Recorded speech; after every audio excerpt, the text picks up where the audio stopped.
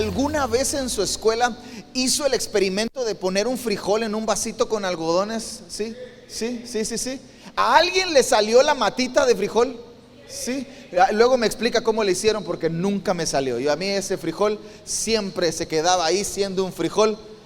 Yo creo que mucho tenía que ver en que lo sacaba y lo metía, lo sacaba y lo metía, lo sacaba y decía, pues, ¿por qué no se está abriendo? Veía el otro día o a la semana los vasitos de mis compañeros de la escuela, como ya tenían medio roto el frijolito, y yo sacaba el mío y decía, ¿por qué esta cosa no sirve? Diga conmigo, el problema no está en la semilla, el problema está en el ambiente.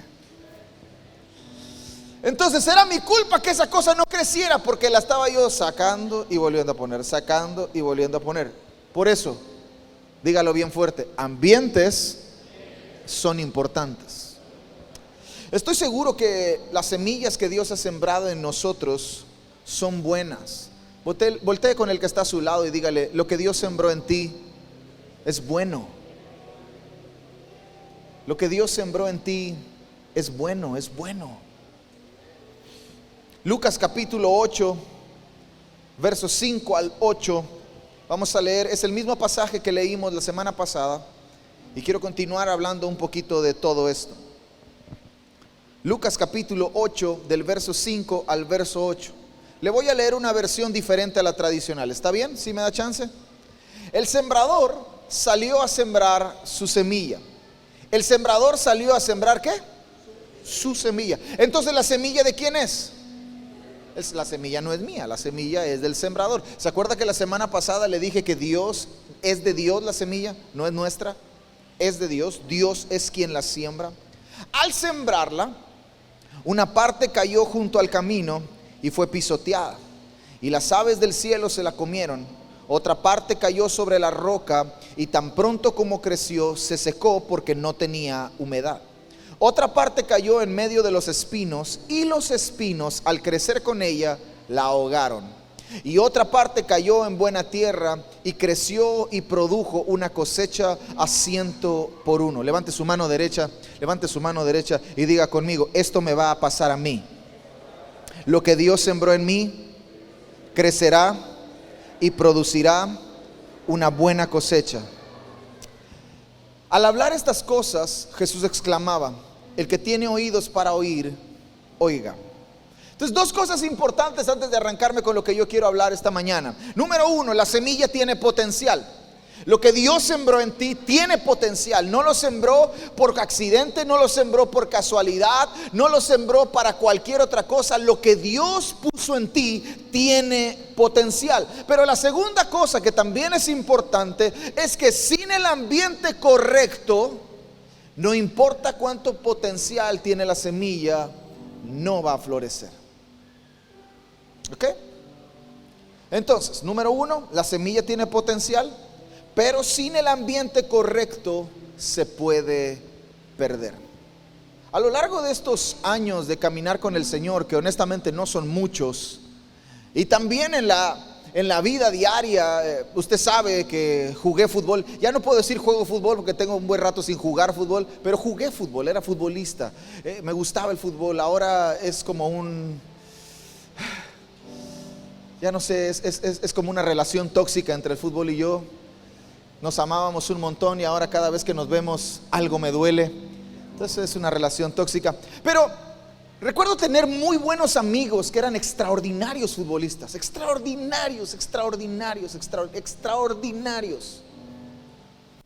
muy buenos. Pero muchos de ellos no estaban en el ambiente correcto. Y por no estar en el ambiente correcto, la gracia, el don, la habilidad, la capacidad, el talento que Dios había puesto en ellos, la semilla que Dios había sembrado en ellos, se terminó por perder. Muchos de ellos siguen jugando y juegan en el llano y juegan ahí, aquí les llaman el maíz, así son medio maiceros, o sea, cobran por jugar. Pero, o sea, Oliver, les pagan como 1,000 pesos por partido, así, si bien les va, pudiendo haber cobrado miles y miles, o no, Roberto, miles y miles de pesos. La semilla que Dios puso en ti tiene potencial, pero sin el ambiente correcto se puede perder. Lo mismo he visto en la iglesia, lo mismo he visto dentro de la iglesia. Gente con dones, con habilidades, con talentos sobrenaturales, extraordinarios, capacidades que literalmente solo Dios se las pudo haber dado. Por causa de no estar en el ambiente correcto, terminan por perderse.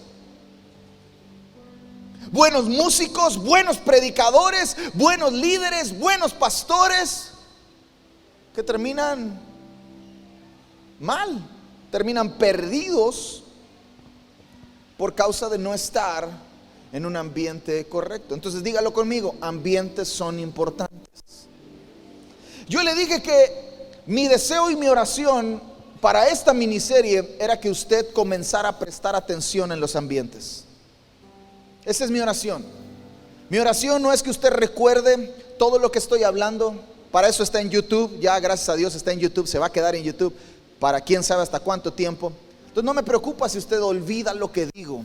A mí lo que me importa y mi oración y mi corazón es que usted comience a prestar atención a los ambientes en los que usted frecuenta, porque pueden determinar tu destino o pueden llevarte muy lejos de lo que Dios ha soñado para ti. Entonces, si el asunto al que debo prestar atención es el ambiente, surge una pregunta. Y la pregunta es esta: ¿cómo es el ambiente que frecuento? ¿Cómo es el ambiente que tú frecuentas? ¿Por qué es importante el ambiente que frecuento? ¿Por qué tengo que prestar atención al ambiente que frecuento? Porque ese ambiente al que yo frecuento o en el que yo estoy constantemente determina, al menos para mí, 5 cosas, ¿ok? Determina, número 1, con quién me relaciono. Número 2, lo que veo. Número 3, lo que escucho. Número 4, lo que hablo. Y número 5, lo que hago. 5 cosas al menos que están determinadas por el ambiente en el que yo frecuento. ¿Alguna vez has estado en un lugar? Bueno, a nosotros nos pasa, cruzamos la frontera entre Quintana Roo y Yucatán y empezamos a contar bombas. Si a alguien le pasa, te entra así y empiezas a hablar en yucateco. O algunos los que se van, los que son de la Ciudad de México, se van a la Ciudad de México y regresan después de una semana y ya aquí chale y todo, ¿verdad? Sí. O sea, uno termina siendo influenciado por el ambiente que frecuenta, porque el ambiente que frecuento determina con quién me relaciono, lo que veo, lo que escucho, lo que hablo, y obviamente termino haciendo lo que escucho, lo que veo, lo que hago. ¿Con quién me relaciono? Entonces dígalo conmigo, ambientes son importantes. ¿Cómo es el ambiente que frecuentas? ¿Alguna vez lo has pensado? ¿Alguna vez te has sentado a analizar cómo es el tipo de personas con la que tienes relación, con la que tienes contacto? ¿Alguna vez te has sentado a pensar un poquito en cómo son tus amistades? ¿Qué tipo de amistades tienes? ¿Hacia dónde te están llevando tus amistades? ¿Alguna vez te has sentado a pensar cómo te sientes después de hablar con alguien? Yo recuerdo a un amigo que es pastor, ahorita ya es pastor, y un día me dijo, oye, cada vez que hablo contigo me dan ganas de leer la Biblia. Y yo digo, miserable, ¿y qué hace entonces todo el día? Si no se sienta conmigo no le dan ganas. Y es el pastor de la iglesia, ¿no? ¿Alguna vez te has sentado a pensar cómo te sientes después de hablar con alguien? Híjole, cada vez que hablo con mi vecina termino con dolor de cabeza, termino angustiado, termino preocupado. ¿A alguien le ha pasado eso alguna vez? Porque ¿cómo es el ambiente que frecuentas? Determina con quién te relacionas, determina lo que ves, determina lo que escuchas, determina lo que hablas y termina determinando lo que haces.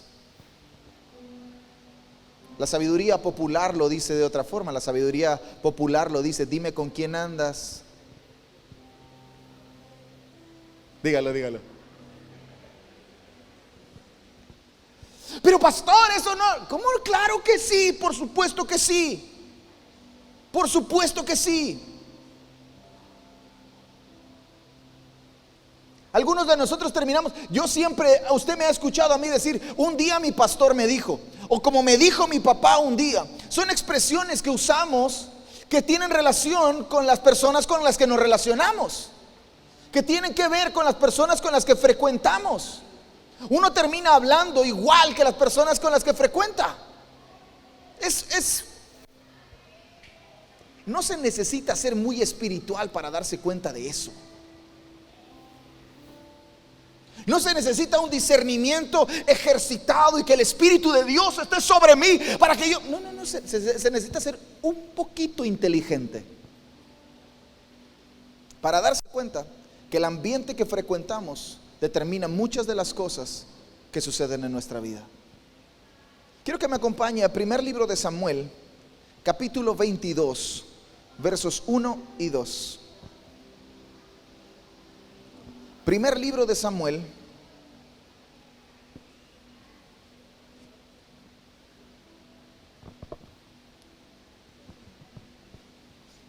capítulo 22, versos 1 y 2.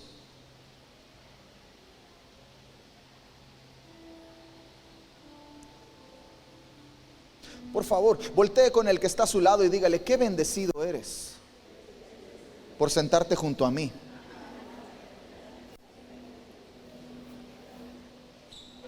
¿Está ahí? Primero de Samuel, capítulo 22, versos 1 y 2. Si no trae usted su Biblia, de todas maneras aquí nuestro increíble equipo de producción que vive en el año 2043 ya lo puso en las pantallas. David se fue de allí y se refugió en la cueva de Adulam. Cuando sus hermanos y toda la casa de su padre lo supieron, descendieron a él allá. Todo el que estaba en apuros, todo el que estaba endeudado y todo el que estaba descontento se unió a él. Y él vino a ser jefe sobre ellos. Y con él había unos 400 hombres. Qué terrible, ¿no? ¿Alguna vez has conocido a alguien que está en apuros? ¿Alguna vez has conocido a alguien que está endeudado? ¿O que está triste, desanimado, deprimido? ¿Alguien ha conocido a alguien como esos? ¿Verdad que sí? Y sí o no, permítame utilizar la expresión, ¿tienen una capacidad de cambiar el ambiente o no? Te juntas con alguno de esos e inmediatamente su estado de ánimo, el semblante de su rostro, su expresión facial, no te dan ganas ni de decirle hola. Ahora que estuvimos en Phoenix con unos amigos, con los pastores, había un hermano dio su testimonio y dijo: ahora ya conozco a los hermanos y ahora sé con quién me puedo acercar, porque había unos que tenían cara de que, híjole, este se ve que es... ¿Qué culpa se tiene el pobre hermano de no poder saludar a nadie por la cara que uno tiene? Voltea a ver al que está a su lado. ¿Qué cara tiene? Aquí no, yo sé que aquí todos sonreímos, aquí todos están en otro lado, ¿verdad, Valeria? Pero lo increíble no es cómo llegaron estas personas con David. Lo increíble no es que David llegara a ser el jefe de 400 hombres endeudados, en apuros, tristes, deprimidos y desanimados. Lo increíble de esta historia es que estos hombres entraron de una forma a un ambiente diferente al que vivían y ahí fueron transformados. La historia no recuerda a estos hombres, o al menos el primer libro de Samuel lo registra de esta forma para que tú y yo nos podamos dar cuenta cómo puede ser el inicio de nuestra historia, pero también para que nos demos cuenta que ese puede no ser nuestro final. Y todo va a depender del ambiente en el que te juntas. Todo va a depender del ambiente que frecuentas. 400 hombres tristes, deprimidos, endeudados y en apuros entran a una cueva, no entran a un palacio, no entran a un castillo, no se van a la playa, entran a una cueva con un muchachito que probablemente en ese entonces la historia dice que podría tener entre 17 y 20 años. Imagínense un muchachito de 17 y 20 años que seguramente cuando entran estos 400 hombres a la cueva lo ven con las manos levantadas. Lo ven cantando, probablemente lo ven escribiendo, probablemente lo ven dando vueltas en la cueva, hablando con su Señor. Jehová es mi pastor, nada me faltará. Jehová es mi pastor, nada me faltará. Y cuando entran estos 400 hombres que venían de un ambiente diferente al que vivían y se meten al ambiente de David, ¡pum!, son transformados. ¿Qué pasa con la gente que se junta contigo? La historia recuerda a muchos de ellos. No me atrevería a decir que a los 400, pero a muchos de ellos la historia los recuerda como los valientes de David. Y son hombres que salieron de una cueva. Y son hombres que entraron a esa cueva endeudados, afligidos, en apuros, deprimidos, pero que se toparon con un ambiente completamente diferente.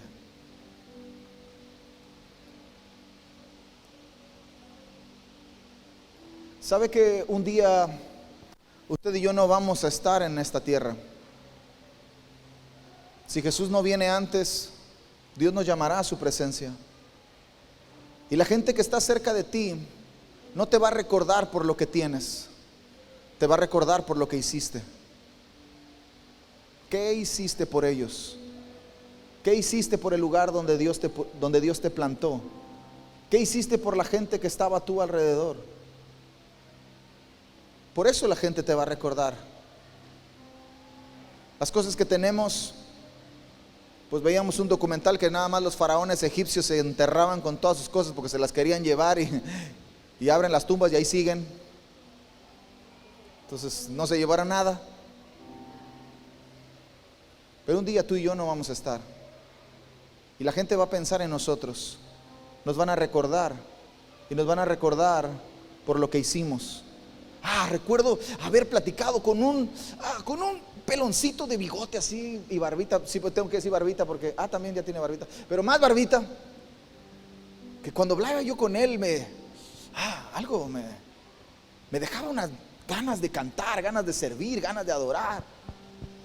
Platiqué con una mujer en Iglesia Restauración que un día, no sé, estaba pasando por un montón de problemas, pero yo la veía animada, la veía con fe, la veía con expectativa y siempre me animó a seguir adelante.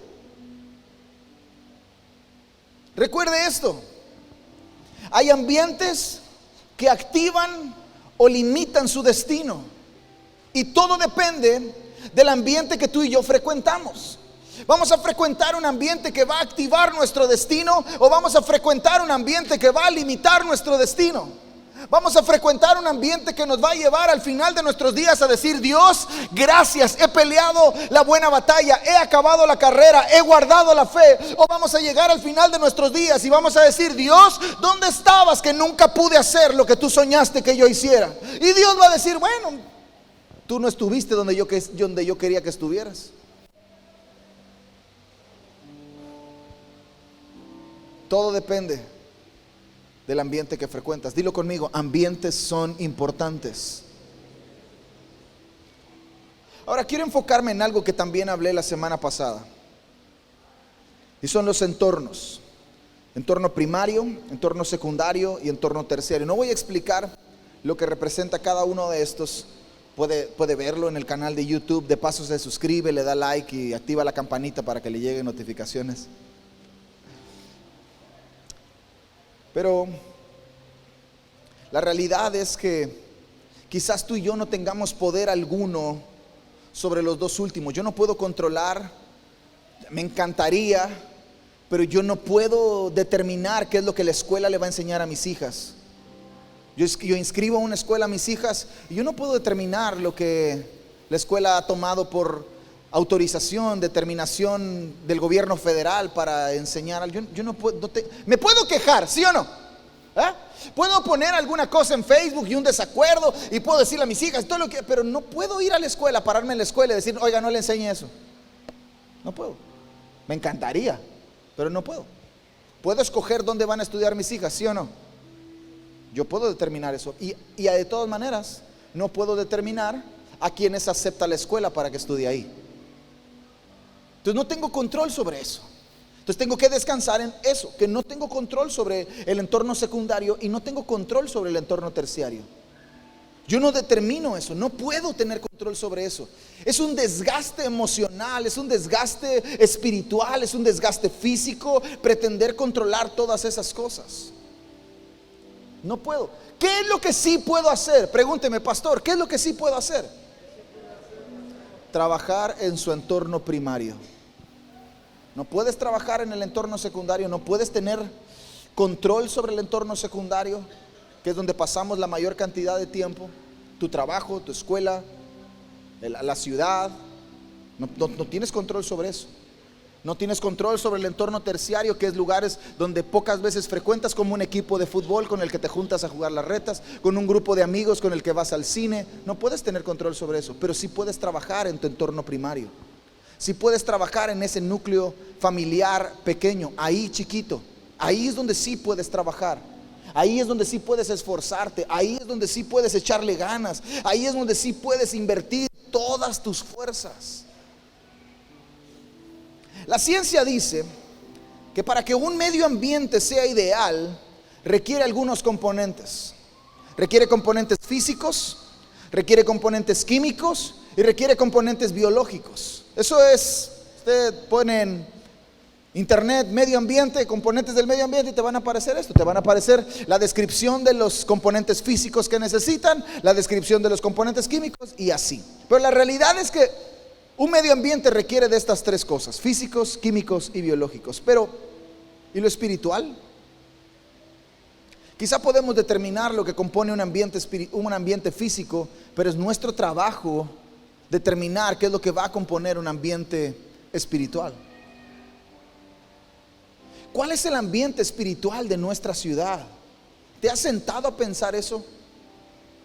Para los que no somos de aquí, para los que ahora nuestra residencia es Cancún, pero no es Cancún, no nacimos en Cancún, cuando llegamos a este lugar nos enfrentamos al ambiente espiritual. Nos enfrentamos a la dinámica de vida de esta ciudad, pero también nos enfrentamos al ambiente espiritual. Y si yo no tengo un entorno primario fuerte, si yo no tengo bases, fundamentos sólidos, firmes en mi vida, para contrarrestar, resistir e incluso transformar el ambiente, termino por ser gobernado.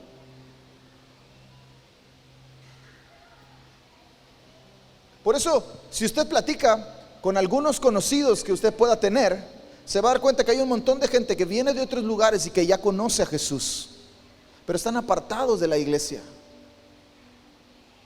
No tengo tiempo. Es que el trabajo, es que los horarios, es que esto, es que lo otro, es que llegué, busqué una, dos, intenté, pero ninguna me gustó y mejor me quedé. Es el mismo ambiente espiritual de nuestra ciudad. Ese es el ambiente espiritual de nuestra ciudad. Hay descontrol, hay pecado, hay libertinaje, hay inmoralidad, hay adicciones, y no solamente a las drogas. Hay gente que se adicta al trabajo, hay gente que se adicta al dinero. Eso es nuestra ciudad y eso es lo que gobierna. Dígalo conmigo, por ahora. Eso es lo que gobierna nuestra ciudad. Es el ambiente espiritual que impera sobre nuestra ciudad por ahora. No sé si nuestros ojos alcancen a ver, que espero con todo mi corazón que sí, pero creo que la semilla que Dios plantó en nosotros tiene el potencial para transformar ese ambiente. ¿Cómo lo transformamos? Yo le pregunto, ¿se puede? ¿Se puede? ¿Se puede? ¿Cómo lo hacemos? Quedándonos en el templo, pastor. Como me encantaría que viviéramos en el templo y nunca salir de aquí. Claro que fácil. Cómo me encantaría que el pastor todo el día me estuviera llamando y siempre tuviera una palabra para mí. No. Cómo me encantaría que el pastor me visite cada 3 días y estuviera en mi casa. No. Qué fácil. Ore por mí, ore por esto, ore por lo otro. Claro que fácil, porque así yo oro y usted no. Ahora eso no quiere decir que si usted me invita yo no voy a ir, ¿eh? Y más si hace moles, sí voy. Pero ¿dónde está el verdadero trabajo? ¿Dónde está el esfuerzo? ¿Dónde debemos invertir nuestro tiempo? ¿Dónde debemos invertir nuestros recursos? ¿Dónde debemos literalmente gastarnos la vida? En el entorno primario. ¿Por qué? Porque el ambiente que frecuentamos ahí en el entorno primario, o el ambiente que cultivamos ahí en el entorno primario, genera una influencia. Y esa influencia es un ámbito, se llama ámbito. O sea, cultivamos un ambiente aquí y ese ambiente aquí hace un impacto hacia afuera. Nuestro entorno primario genera un impacto hacia afuera. El ámbito es la capacidad o es la influencia que tiene el ambiente sobre otros ambientes. Entonces, ese es nuestro trabajo. Que nuestro entorno primario cultive, frecuente, fortalezca un ambiente que tenga la capacidad de transformar, de influir en otros ambientes.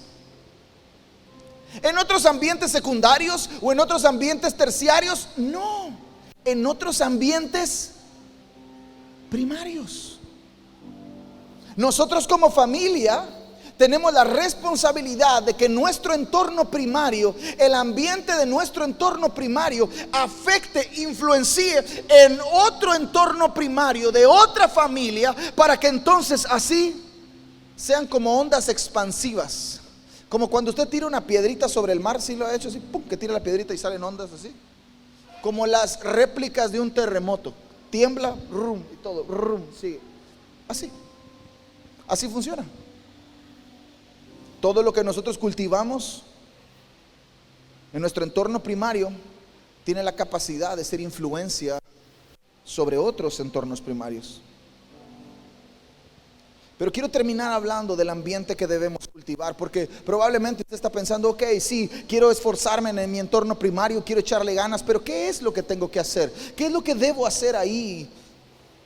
Si usted lee Mateo capítulo 6, no lo busque, solo cuando usted tenga tiempo. Si usted lee Mateo capítulo 6, se va a dar cuenta de que Jesús habla en varias ocasiones de varias cosas, y las cosas que Jesús habla, muchas de ellas tienen que ver con el secreto. Da en el secreto, ora en el secreto, ayuda en el secreto, ayuna en el secreto. Porque son las cosas que hacemos en lo secreto las que tienen un impacto público. Son las cosas que hacemos en lo chiquito que tienen la capacidad de influir sobre muchas más cosas. No son las cosas que hacemos afuera. Es al revés, es de adentro hacia afuera. Entonces, quiero terminar hablando de esto. ¿Qué es lo que debemos de cultivar en ese entorno primario? Cualquiera que ese sea para ti. Para nosotros son nuestras hijas, porque tenemos hijas. Probablemente tú no vives todavía con tus padres. Tu entorno primario son tus padres.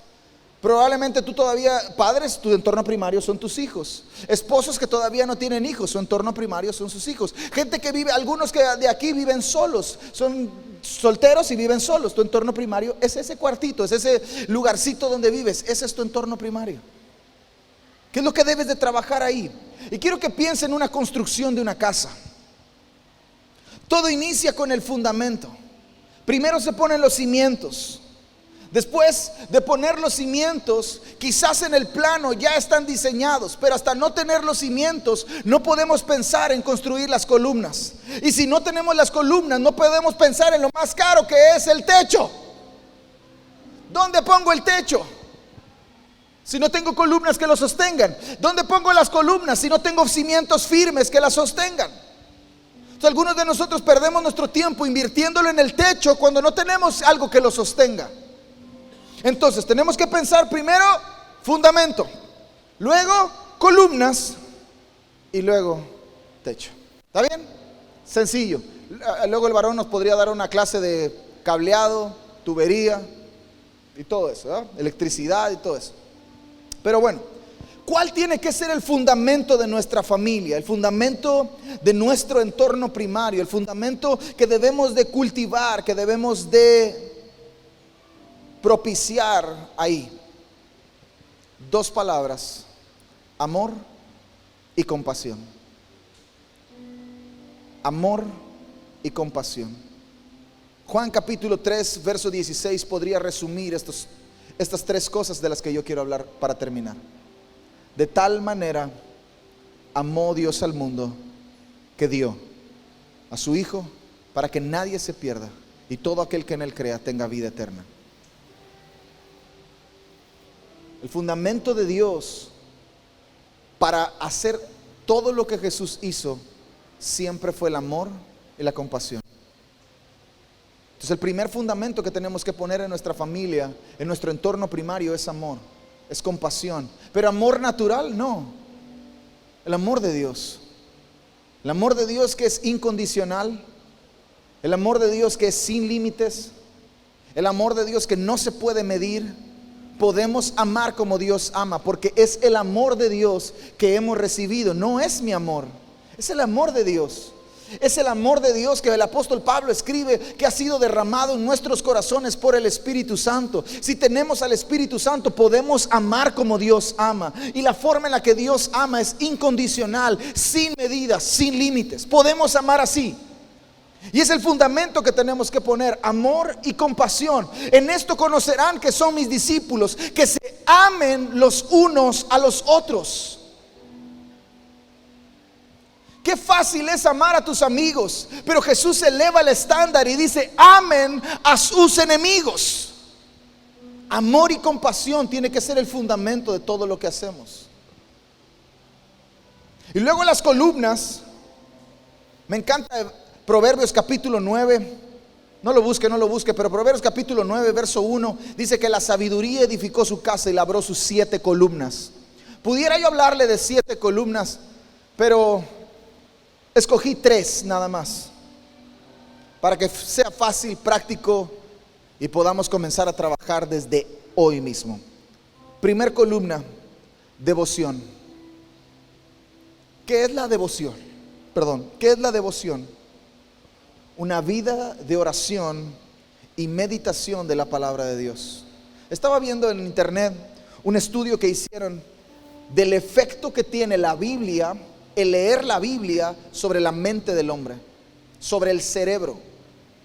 Dicen que quien lee la Biblia una vez a la semana, no hay muchos cambios. Es más, dicen que no hay ningún cambio. Quien lee la Biblia 2 veces a la semana, todavía los cambios son muy insípidos, así, casi imperceptibles. Quien lee la Biblia 3 veces por semana, comienza a ver como el pequeño latido de un corazón que le acaban de dar un electroshock, y pum, y hace así, como que hay una señal de vida.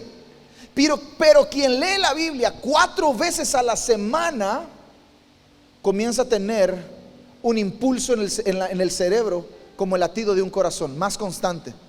Entonces hicieron un estudio con alrededor de unas miles de personas, 40,000 personas dicen que hicieron un estudio, y en este estudio identificaron tipos de personalidades y personas con padecimientos, y quienes los pusieron a leer 4 días a la semana la Biblia, 4 días o más, y había gente deprimida y la depresión bajó 60%. Había gente con problemas de alcoholismo, y por solo leer la Biblia 4 veces a la semana, el alcoholismo disminuyó 61%.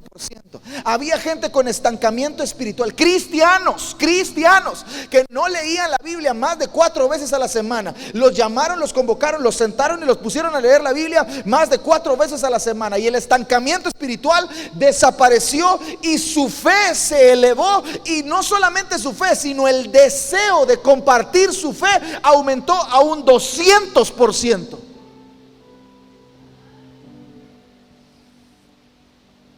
Solo con leer 4 veces a la semana. Entonces, cuando tú platicas con alguien que tiene problemas, inmediatamente la pregunta es: ¿cada cuánto estás leyendo la Biblia? ¿Cuándo puedo, pastor? Es que no la entiendo. ¿Y a poco sí entiende todo lo que se come?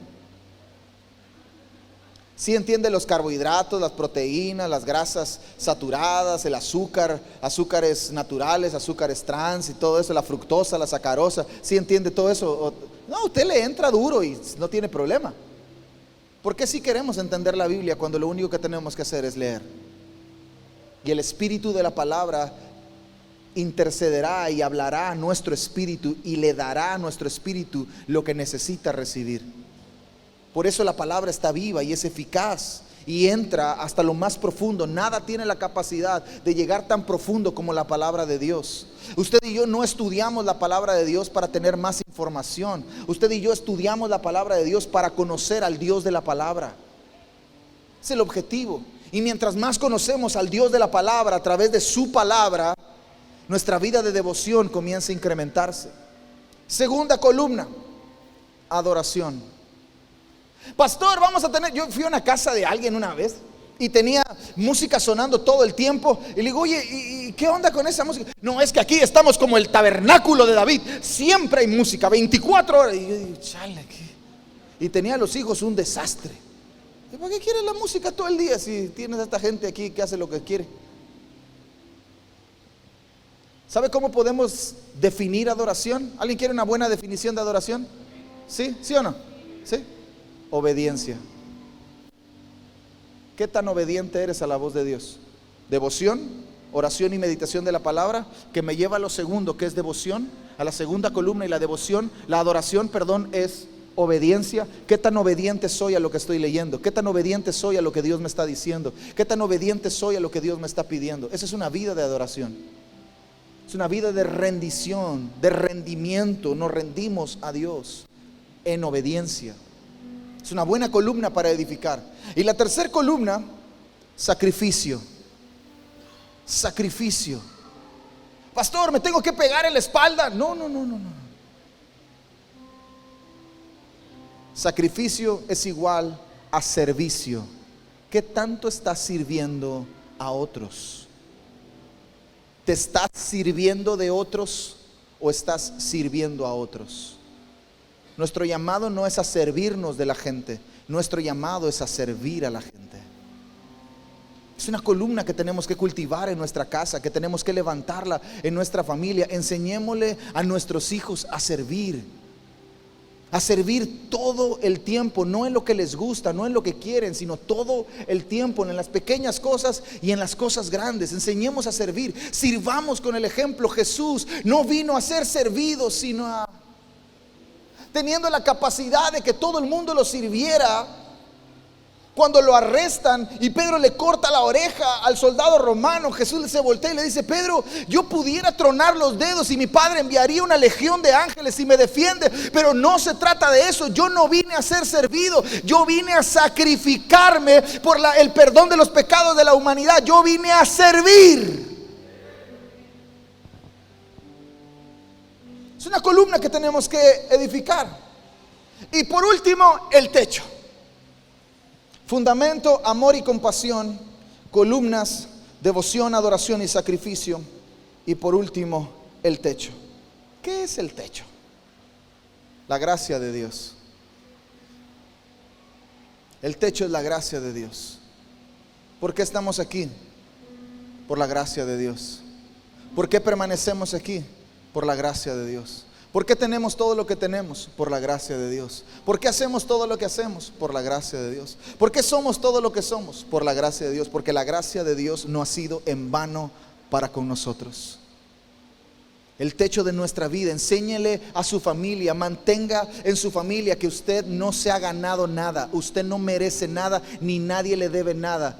Dios y su gracia están sobre nosotros. Es su gracia. Tengo trabajo, cuido mi trabajo, pero es por su gracia que tengo trabajo. Tengo salud, cuido mi salud, pero es por su gracia que tengo salud. Tengo una familia, sí, qué hermosa familia, pero es por su gracia que tengo una familia. La gracia es aquello que recibo que no merezco. Y ese es el techo. Mientras usted tenga ese techo, mientras usted esté tranquilo, que todo lo que haces, aunque te esfuerces, aunque sudes, aunque te cueste un montón de trabajo, es el resultado de la gracia de Dios que está sobre ti. Sigue trabajando, sigue siendo el mejor. Sigue siendo el mejor, esfuérzate por ser el mejor, esfuérzate por ser el más reconocido de tu trabajo, esfuérzate por ser el mejor, que la gracia de Dios que está sobre ti, todo mundo la pueda ver, esforzándote en la gracia. Esfuérzate. Esfuércese por ser luz, esfuércese por ser testimonio, esfuércese por ser ejemplo. De cuando la gente piense, cuando tus compañeros de trabajo, tus compañeros de escuela piensen en un buen compañero de trabajo, en un buen compañero de la escuela, piensen en ti. Que cuando piensen en un buen padre, piensen en ti. Que cuando piensen en una buena madre, piensen en ti. Y todo es por la gracia de Dios que está sobre nosotros. Y véngase todo el equipo. Si trabajamos en este tipo de ambientes, todo lo que Dios ha sembrado en nosotros y en los nuestros va a florecer. No importará mucho el entorno al que te metas. Pastor, es que me da miedo mis hijos, los voy a perder. Claro, te da miedo perderlos porque no tienen un buen fundamento. Y sé que mire, yo toda la semana pasada podía sentir y escuchar al Espíritu Santo decirme, vivo, así hablo con él, así él habla conmigo, Pero no puedo evitarlo. No puedo evitar pensar que mucho del destino de mis hijas depende de lo que yo hago. No lo puedo evitar. No puedo evitar pensar que mucha de la percepción y la perspectiva y el concepto y la revelación que tienen de Dios es el resultado de lo que ven en mí. No puedo evitarlo. Entonces tengo que ser consciente de eso. Y no solamente preocuparme por el ambiente al que los voy a meter, sino esforzarme en trabajar en el ambiente del que los voy a sacar. Los tengo que sacar de un entorno primario fuerte, donde tienen como fundamento amor y compasión, donde hay 3 pilares que la sostienen, que viven una vida de devoción, que entienden lo que significa obedecer a Dios y que están dispuestos a dar su vida en sacrificio y en servicio a los demás. Y que si algún día conquistan, alcanzan algo, no será por sus dones, sus talentos, sus habilidades. Será el fruto de la semilla que Dios plantó y el resultado de la gracia de Dios que está sobre nosotros. No puedo evitarlo. Es un desafío para mí, por supuesto que es un desafío para mí. El primero que tiene el peso sobre los hombros soy yo. El primero que tiene los ojos de Dios sobre esta casa soy yo. Al primero que Dios le va a pedir cuentas de todo esto es a mí. Y vivo consciente de eso. No atemorizado, pero sí consciente. Muy consciente. Que mucho de lo que la gente va a conocer de Dios es el resultado de lo que ven a través de nosotros, de nuestro entorno primario.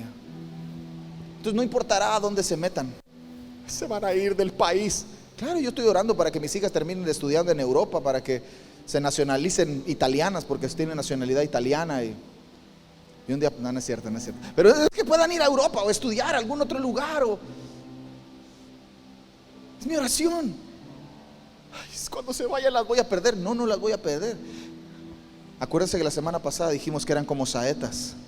Son flechas en manos del valiente. Son una extensión mía. Y a donde yo no llegue, ellas llegarán. Lo que yo no conquiste, ellas lo conquistarán. A donde yo no pueda ir, ellas irán. Hace unos días estábamos hablando, hay 2 chicos polacos que estudian con ellas en la escuela y ya se van a ir a Polonia.